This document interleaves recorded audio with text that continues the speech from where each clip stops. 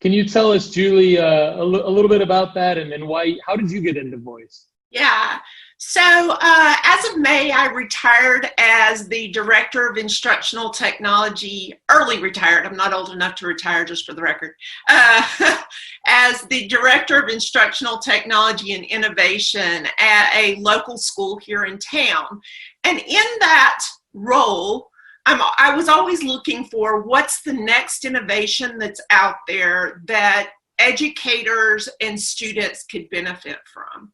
So immediately when the original Amazon Alexa came out, the big giant cylinder one, I bought one. I tried putting it into a middle school classroom and said, nope, not gonna happen. There's just too many questions, too many things that I was concerned about.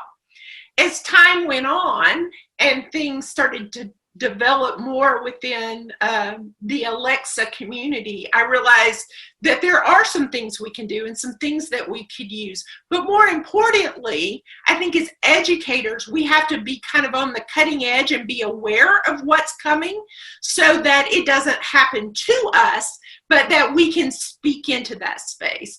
So that's kind of how I became an Alexa champion. I created a flash briefing called Voice in Education, and that flash briefing was to help educators think critically the pros and cons about using voice and what's next and what is voice technology and all those type of things. And that kind of became my bridge into the voice community.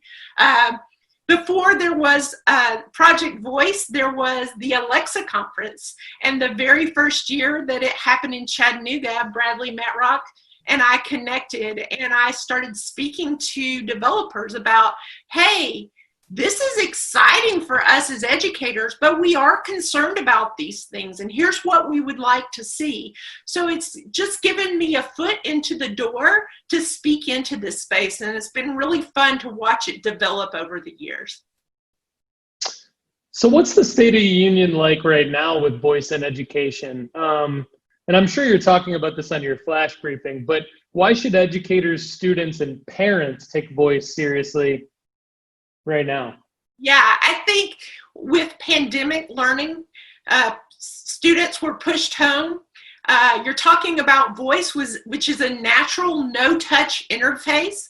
You're also talking about something that's already immersed in the home space already. So for teachers to take advantage of using Alexa or Google Assistant, for those of you who don't know, you don't even have to actually own the device to be able to access it on your phone. So you can put those apps on there, and a teacher can talk to her students by using a flash briefing, or push out information every morning, what research is showing us is that even though students are home, they need that interaction with their teachers. So to actually hear their teacher's voice on a daily or weekly basis, I think is important. It also gives opportunities for parents to start looking for other ways to do at-home learning. One of my recent blog posts were different skills, third-party skills that are out there, just to make parents aware, hey, you've got this in your home. If you're struggling with continuing education, try embedding some of these skills into what's going on. I think the opportunity is wide and varied, and I think the biggest concern in education is student privacy.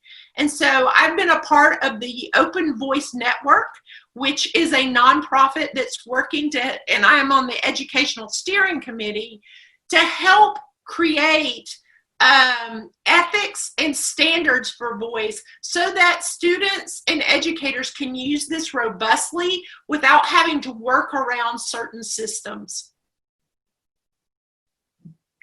So on the Voice in Education flash briefing, back to kind of what Daniel Hill was talking about with his Instagram flash briefing. How often do you put out content on that flash briefing?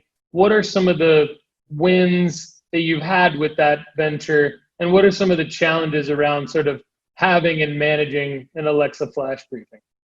Yeah, I've started it, I guess, February of 2019. So I'm on episode 80 something right now because I'm a weekly podcast. The beauty of using Alexa flash briefings is that your content has to be 10 minutes or less. And that may seem like, well, what are you actually saying?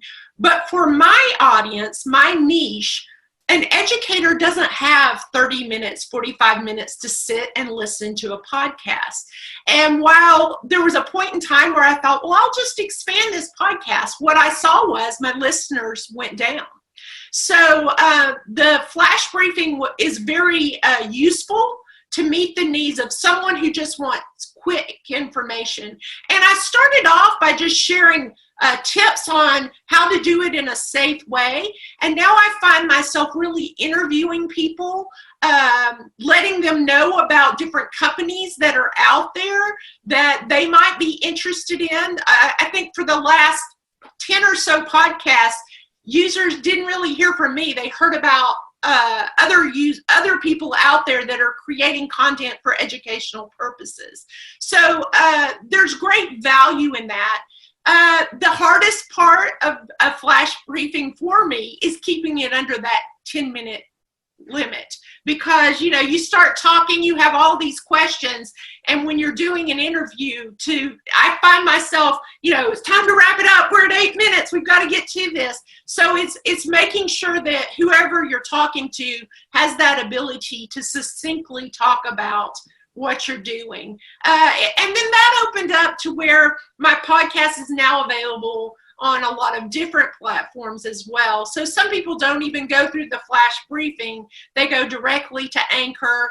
I learned from Daniel to now use Plink, which I'm going to drop that link because he's already taught me something.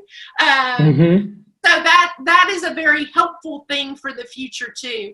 But I think it's important with your podcast to make sure you're reaching your niche and you're reaching them with things that are interesting to them. For me to continually talk and just say the same things over and over wasn't beneficial. Coming up, I've got the winner of the European EdTech Skills Challenge that's going to share. I've had my first podcast sponsorship for the last 8 weeks. So that's been really exciting to see how this is all developing.